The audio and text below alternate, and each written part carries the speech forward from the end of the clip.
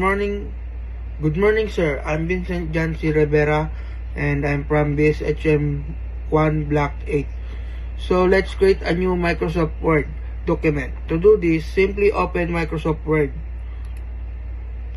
and click on blank document. To start with the fresh document, now that we have a blank document, let's create a title with our full name. Vincent John Rivera. To apply bold formatting, highlight your name and press Ctrl B to bold formatting highlight. This is the shortcut for bold. To underline the text with the still highlight and press Ctrl U. Yan. This is the shortcut for underline. To center the text, press Ctrl plus E. This is the shortcut for center alignment. So, analyze self-introduction. Yan, maglagay ng self-introduction. Yung pangalan ko at kung taga saan ako. Rosales, Pangasinan. Tapos kung ilan taon na ako. Yan. To change the alignment, just highlight word line. Yan.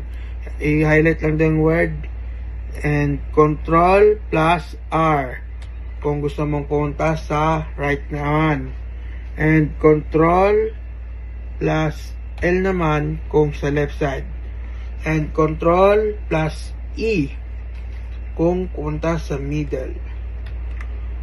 Yan. And change the font size kung gusto mong palitan naman yung font style at size.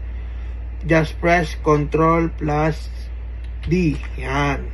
Dito mo po makikita yung mga size and font style niya. Yan. Yan po. Kung gusto nyo maglagay ng picture naman, just go to the insert tab at the top of the screen and click on. And click on picture. Select this device. Yan.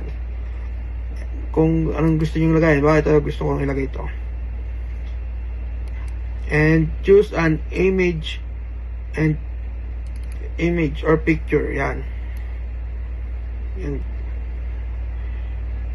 And Ctrl plus R kung right side mo siya ilalagay. Ctrl plus L naman kung sa left side. And Ctrl plus E kung sa middle. And so here are 10 keyboard shortcuts I use for formatting the document. First, Ctrl B for bold text. Then Ctrl plus U for underline text, and Ctrl plus E for center alignment, Ctrl plus L for left alignment, Ctrl plus D for open the font dialog box, Ctrl Shift plus L for create a bullet list, and Ctrl plus Shift plus N kung tatanggalin nyo po yung bullets control. And yung pag magka-copy ka naman, wait lang. Kung gusto mo naman i-copy yung word na gusto mong ilagay para di ka na mahirapan. Bawa, ito. Bawa muna natin to. Maglagay tayo dito ng pangalan. Pangalan ko, ilagay ulit natin. Yan. Para di ka na mahirapan, Ctrl plus A para ma-select mo lahat ng word dito. Yan, kagaya nyan.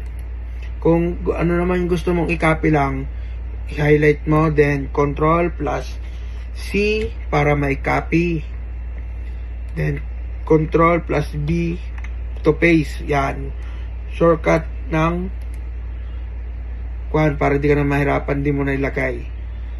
Then kung ikakat mo na or i-delete, Ctrl plus X. Yan. Kung ano yung gusto mong i-delete na word, highlight mo, then Ctrl plus X. Yan. Halimbawa, tapos mo na edit to at gusto mo nang i-save, Control plus S kung gusto mo nang i-save. Yan. That is it for today's tutorial. We've created a well-formatted document with the title, self-introduction, list, and an image. We also use several keyboard for shortcut to speed up work. Bye sir, thank you.